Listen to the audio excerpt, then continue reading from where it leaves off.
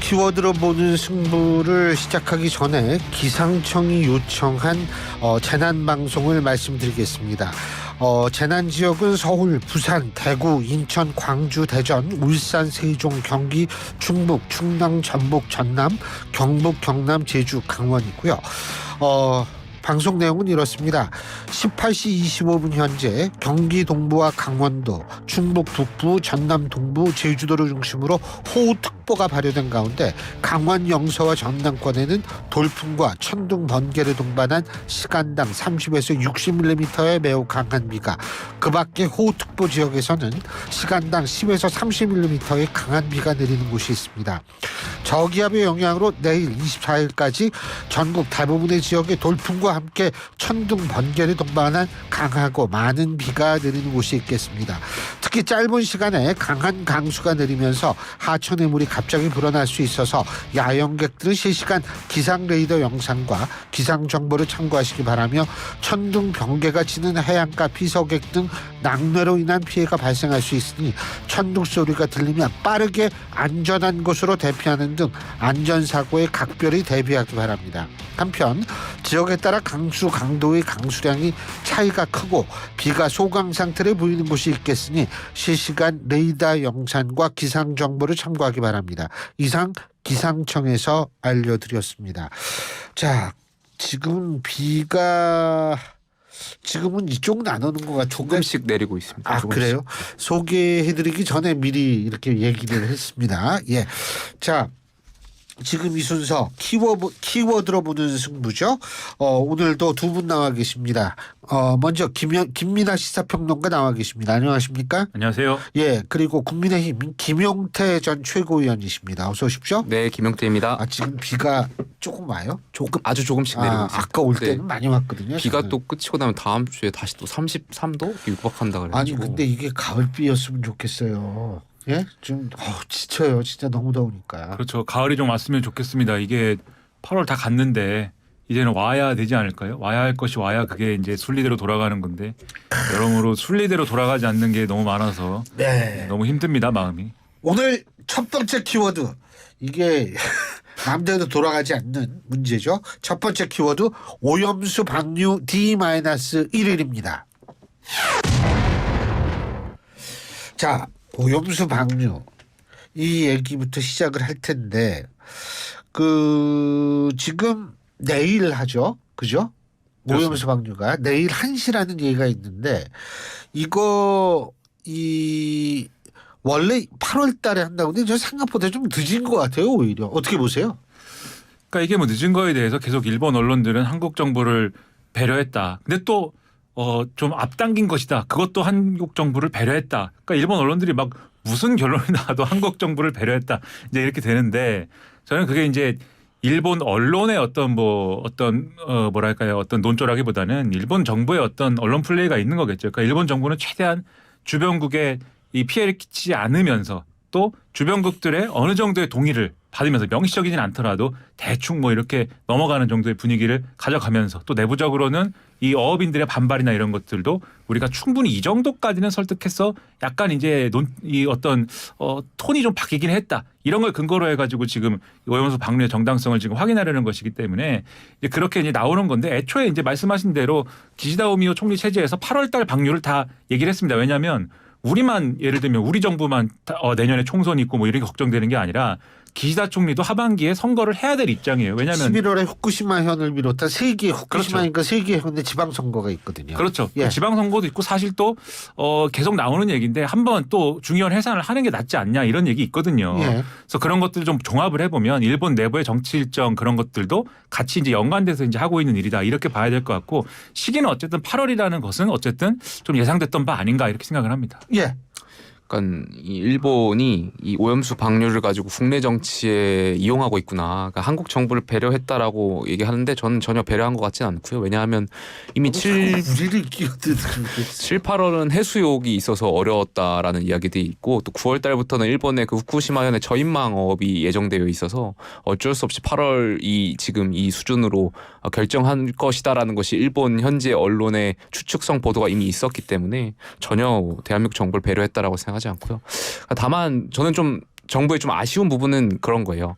그러니까 여기에 대해서 일단 런던 협약이 어쨌든 일본의 그 오염수 그 방류로 인해서 어떻게 보면은 그 지켜지지 않을 선례가 남을 수도 있는데 우리 정부가 일단 반대 입장을 좀 먼저 명확히 하고 그럼에도 불구하고 국제 정치학상 이 방류가 어쩔 수 없이 가야 되는 방향이라면 여기에 대해서 국민의 안전 모니터링을 투명하게 할 것을 더 강하게 요구했더라면 그런 스탠스로 갔더라면 오히려 국민들이 원하는 정부, 그러니까 국민들이 바라는 상이 아니었을까 그런 측면에서 조금 아쉬운 측면은 있습니다. 근데 이제, 처음부터 아예 그럴 의지는 없었던 것 같아요. 이 정부는. 그러니까 찬성이라는 말만 안 할 뿐이지 찬성이다 지지다 이렇게 말만 공식적인 입장을 확인하지 않을 뿐이지 사실상 찬성이나 지지에 가까운 형태로 여기까지 왔다라는 생각이 들고 예를 들면 우리 정부를 배려했다라고 하는 일본 언론의 보도가 제가 지금 말씀드렸듯이 우리 정부 배려한 것 같지 않거든요. 근데 그런 보도가 나왔으면 사실 그런 보도가 나온 거에 대한 정부의 또 입장도 있어야 된다고 저는 생각을 합니다. 근데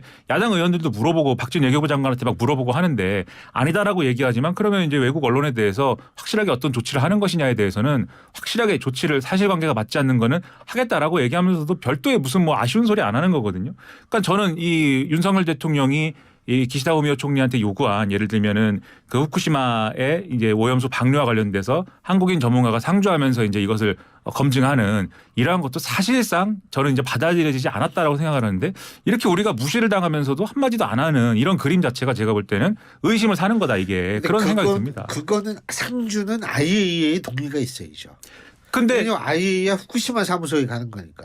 근데 예를 들면은 IAEA 후쿠시마 사무소가 가는 게 아닌 별도의 트랙을 또 일본이 만들 수도 있는 거 아닙니까? 그러니까 대통령이 요구를 했는데 우리 정상이 요구를 했는데 여기에 대해서 뭐라도 어떤 성의 있는 어떤 해답이 있어야 되는 거잖아요. 근데 지금 성의 있는 해답이 아니고 IAEA 사무소를 설치하니까 거기에 주기적으로 정기적으로 오시면 우리가 보여드립니다. 이런 얘기잖아요. 그 예를 들면은 호주에서 요구하면 그거 안 받아줍니까? 호주에서 IAEA 사무소에 우리가 정기적으로 갈 테니까 데이터를 주십시오. 안 받아주겠습니까? 그러니까 우리가 특별히 요구한 거에 대한 답은 아니다. 저는 그렇게 봐서 이거는 우리로서는 좀 무시당한 기분이 드는 건데 그 여기에 대해서는 또 우리는 또 별 입장이 없고 그냥 뭐 일본하고 관계가 좋아지면 된다 이런 식인 것처럼 보여서 이런 태도가 후쿠시마 오염수 방류에도 혹시 영향을 미칠 수 있는 거 아니냐는 의심이 있으니 이런 의심을 거둬야 된다 이렇게 말씀드리는 거죠. 근데 말이에요.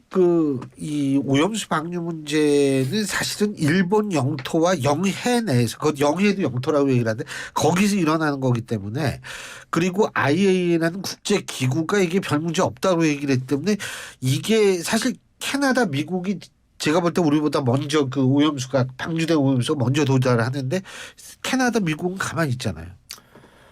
그러니까 이게 사실 어떻게 보면은 이 런던 협약에 그러니까 94년도 소련이 이제 핵 폐기물을 방치하면서 바다에 투기하면서 그 런던 협약에 맺어진 것 아니겠습니까? 말씀하셨던 대로 근데 유럽이나 미국이나 이런 국가들이 일본이 오염수를 방류하면서 런던 협약을 깰 수도 있을 것 같은 그런 선례를 남기는데 사실 방치한 것 같은 생각이 있고요. 저는 그럼에도 불구하고 이것이 우리나라 대통령으로서 우리도 이제 주권 국가지 않습니까? 그러면 여기에 대해서 명확히 우리 국민의 안전을 위해서 대통령으로서 반대한다는 메시지를 내셨으면 그러니까 이 오염수 방류를 현실적으로 막을 수 있는 방안이 없다고 하더라도 그것과는 별도로 이제 그런 상징적인 액션이 없었다라는 점에서 좀 아쉬운 측면은 있고요. 근데 다만 이제 우리가 사실 CT나 엑스레이를 찍더라도 사실 그러니까 좀 찜찜한 게 있는 게 사실이잖아요. 물론 그것이 과학적으로 안전하고 소량의 방사능이다고 이제 강조를 하지만 그럼에도 불구하고 이제 찍을 때마다 사실 조금 이게 혹시나 하는 마음에 조금 그런 미심쩍은 생각들이 있는데 오염수 방류도 그런 것 같아요. 현재 우리 과학으로서는 문제가 없다라는 것이 이제 증명되지만 앞으로 30년, 50년 뒤에는 어떻게 될지 모르다 보니까 국민들이 좀 많이 불안해하시는 것 같은데 정부가 여기에 대해서 더 명확히 이제 일본의 정보를 투명하게 공개하는 것을 요구함으로써 그건 국민의 불안을 좀 안심시킬 수 있는데 좀 역할을 해야 된다고 생각합니다. 그 민주당 뭐라 그러더라? 이게 무슨 비상사태 이렇게 얘기를 하면서 그 촛불 집회 한다며요. 어떻게 보세요? 일단 뭐 야당 입장에서는 그렇게 할 수 있겠죠. 다만 후쿠시마 오염수 방류 이미 결정됐고 이제 시작을 하는 단계이기 때문에 그 동력 자체는 상당히 좀 상실되지 않을까라는 생각을 합니다. 질문이 바로 그거예요. 이렇게 문제가 심각하게 한다면 일본이 후쿠시마 오염수를 해양에 방류하겠다고 결정한 시기가 2021년 4월 13일입니다. 그러면은 그때 막 열심히 또 반대했어야 되는 것 아닌가 이런 안타까움이 좀 있어요. 그렇죠. 그래서 시기에 따른 어떤 전략 전술의 문제로 본다면 제가 볼 때는 이거 이미 방류하는데 뭐 이렇게 사람들 모아가지고 어떤 시위를 하고 이런 것들이 과연 어떤 영향이 있겠느냐라는 의문이 들고요. 이런 것보다는 차라리 제가 말씀드리는 대로 합리적으로 뭔가 이 정책적인 대안을 요구를 해야 돼요. 그러니까 이미 방류가 됐다면 앞으로 어떻게 할 것이냐 여기에 대해서 지금 정부가 대응하는 수준으로는 안 된다. 이러저러한 대응을 지금 해라. 이런 것들을 요구하고 그것을 뭐 국회 내에서 할 수 있는 행위는 또 국회 내에서 하고 또는 이제 국민 여론을 모아야 되는 부분은 그런 식으로 해서 관철을 시켜야 되거든요. 그러니까 메시지가 뭐냐 이게 확실해야 됩니다. 예를 들면 지금 말씀하신 것처럼 일본 정부는 지금 한 30년 방류한다는 거잖아요. 근데 40년 소리도 있어요. 그렇죠. 그게 왜냐하면 지금 애초에 이제 이 저장 시설에 들어있는 방사성 핵종의 총량이 도쿄전력 계산이 맞느냐 이것도 의문인데다가 계속 생산이 되고 있는데 오염수가 왜냐하면 원전 내에 있는 이 지하수가 이제 계속 올라오는 거죠. 그렇죠. 예. 그리고 그 지하수가 핵 연료봉과 잔해들이 이제 그렇죠. 섞여 있는 예, 일본말로 일본어로 된 영어를 활용한 일본어인 데브리라고 하는 그렇게 부르는 그것과 접촉해서 오염수가 계속 생산이 되는 거기 때문에 이것을 꺼내는 작업 그러니까 폐로 작업을 어떻게 하느냐가 관건입니다. 그게 예정대로 돼야 30년이 될 텐데 지금 폐로 작업은 예정했던 거를 다시 폐기하고 다시 계획을 세워야 되거든요. 이걸 제거를 지금 못하고 있어서 그렇다고 하면 지금 말씀하신 대로 40년도 될 수 있고 50년도 될 수 있는데 그 장기간에 대한 검증과 감시와 그리고 문제가 생겼을 때 문제 제기나 이런 것들을 어떻게 할 것이냐에 대해서 책임 있는 행위를 하도록 그것을 이제 촉구하는 단계로 이제는 들어가야죠. 지금 여론전을 통해서 장외에서 거리에서 어떤 힘을 쓰는 것으로 이것을 예를 들면 좀 영향을 미치는 그런 단계는 아니지 않을까. 그것은 막기 위해서는 그렇게 할 수 있지만 이미 막을 수 있는 단계 지났기 때문에 거기에 대한 대응을 해야 되지 않을까 생각합니다. 저도 동의하고 있습니다. 야당이 예. 이렇게 계속 장애 집회를 끌고 가는 것은 결국에는 총선을 염두한 국내 정치의 정쟁화로 이용하겠다라는 것으로밖에 보이지가 않아서 약간 또 이재명 대표 워딩을 보면 굉장히 자극적이에요. 제2의 태평양 전쟁을 염상케 한다라는 식의 그런 뉘앙스로 말씀하셨던 것 같은데 글쎄요. 그런 논리적 비하가 굉장히 강하신 것 같아가지고 그러니까 결국에는 국내의 총선용으로 민주당이 이것을 일본 오염수를 이용하려고 하는구나 그런 생각만 있습니다. 자, 지금 이재명 대표 얘기를 하는데 두 번째 키워드 가보겠습니다. 이재명 앤 김남국입니다. 예, 이재명 앤 김남국 그러니까 무슨 보컬 이름 같기도 한데 어쨌든 이재명 대표 사이먼 앤 가펑클 뭐 이런 것처럼. 그렇죠. 근데 이 사이먼 앤 가펑클 오래간만에 들으니까 아주 신선하네요. 진짜. 고전이죠. 네. 예. 근데 이재명 대표가 다시 입건이 됐어요. 그죠? 대북 송금 사건 소환도 지금 그 다음 주인가요? 뭐 언제 나간다고 그러던데 그 소환이 지금 예정돼 있다라는 보도가 있다고 그러던데 지금 뭐 언제 나가겠다는 건지는 지금 모르겠습니다. 그거는 근데, 모르겠어요. 예. 그건 모르겠는데 다음 주에 검찰이 예. 소환하겠다라고 예, 얘기를 한 거고 그렇게 얘기를 한 것 같아요. 아마도 지금 보도가 나오는 거는 뭐 민주당 측에서 뭐 내일이라도 하자 뭐 이런 것 같아요. 예. 그래서 뭐가 조율되는지는 지켜봐야 될 텐데 근데 이게 사실 미치는 영향에 대해서 좀 이제 셈을 해봐야 될 필요는 있는 것 같습니다. 왜냐하면 이재명 대표 대북 송금 사건에 대해서 이재명 대표를 조사한다는 거는 이게 여러 가지를 조사하다가 이재명 대표 한번 조사하고 나머지를 조사하고 이런 게 아니라 최종적으로 뭔가 조사하는 거잖아요. 지금 이게 최종적인 어떤 마무리 단계에서 조사를 하는 거란 말입니다. 그럼 이 조사가 끝나면은 그러면 구속영장을 청구할지 뭐 기소를 할지 이런 것들을 결정해야 되는 단계라는 얘기가 되는데 지금 이제 구속영장 청구가 유력해 보이잖아요. 왜냐하면 대북 송금 사건하고 그다음에 이제 지금 이 백현원 사건하고 묶어가지고 하겠다는 거 아닙니까? 그렇기 때문에 그러면은 뭔가 구속영장 청구를 할 건데 만약에 이 소환이 다음 주 뭐 후반 막 이렇게 이루어지면 결국 9월에 가서 체포영장이 오는 것이고 구속영장이 오는 것이고 9월에 들어가서 구속영장이 오면은 국회가 그 체포동의안 처리를 할 수밖에 없는 상황이 되는 거고요. 만약에 이제 지금 민주당이 주장하는 대로 막 내일이라도 조사받겠다 이래가지고 조사가 빨리 이루어지면 다음 주에 예를 들면 영장이 올 수도 있겠죠. 그럼 이거는 이제 비회기 기간을 만들어가지고 체포동의안 처리하는 시간을 피할 수 있는 거 아닙니까? 그래서 요거와 관련된 이 짧은 어떤 기간 동안에 수싸움, 셈 싸움이 지금 시작이 됐다 이렇게 봐야 될 것 같습니다. 지금 이재명 대표가 내일 당장 조사받으러 가겠다 이렇게 얘기를 했다는 겁니다. 근데 내일 당장 조사받으러 가겠다 그래서 검찰이 받아들일지도 모르고 그리고 이렇게 보면 뭐 비회기 때 영장을 쳐라 뭐 이렇게 얘기하는 것도 이게 저는 사실 어떤 생각이 드냐면 정치 검찰이다 아니다 이걸 떠나가지고 정치 검찰 비판을 많이 하잖아요 민주당이. 근데 검찰한테 비회기 때 영장 쳐 그리고 나 내일 출두할 거야. 뭐 이런 거 만약 검찰이 응하면은 그게 또 정치 검찰 되는 거 아니에요? 정당의 요구대로 하는 거? 그렇죠. 지금 뭐 비회기 때 체포동의안을 약간 구속영장을 발부하라 이렇게 말하는 거 자체가 초등학생들이 그 가위바위보 할 때 나 주먹 낼 테니까 너 뭐 낼 거야 뭐 보낼 거야 뭐 찌낼 거야 이렇게 뭐 심리전 하는 것도 아니고 국민들이 봤을 때 소꿉장난으로 보일 것 같아요. 그래서 전 적절하지 않은 것 같고요. 그리고 뭐 9월에 회기 때 영장을 청구했을 때 체포동의안이 넘어오면 민주당이 뭐 분란이 일어날 거다. 그래서 검찰의 정치 공작이다.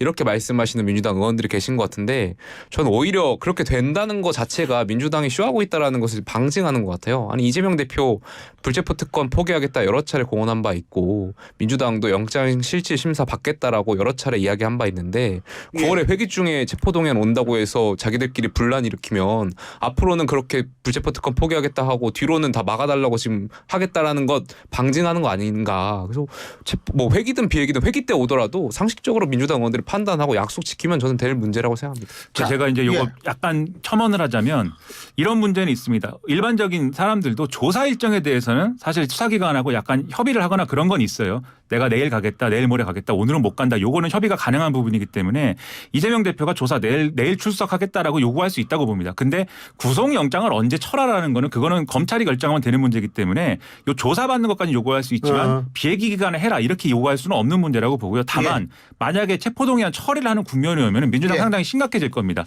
분명히 이건 체포동의안 가결 가능성이 있어요. 그렇기 때문에 차라리 이재명 대표가 그런 상황이 될 때는 검찰에 대해서 얘기하지 말고 알겠습니다. 가결해라라고 얘기하는 게 차라리 낫다 이렇게 설명드리겠습니다. 알겠습니다. 김남국 의원 문제 다음 주에 여쭤볼게요. 시간이 다 됐습니다. 오늘 두 분 말씀 잘 들었습니다. 고맙습니다. 감사합니다. 예, 지금까지 김민하 시사평론가 국민의힘 김용태 전 최고위원 두 분과 함께했습니다.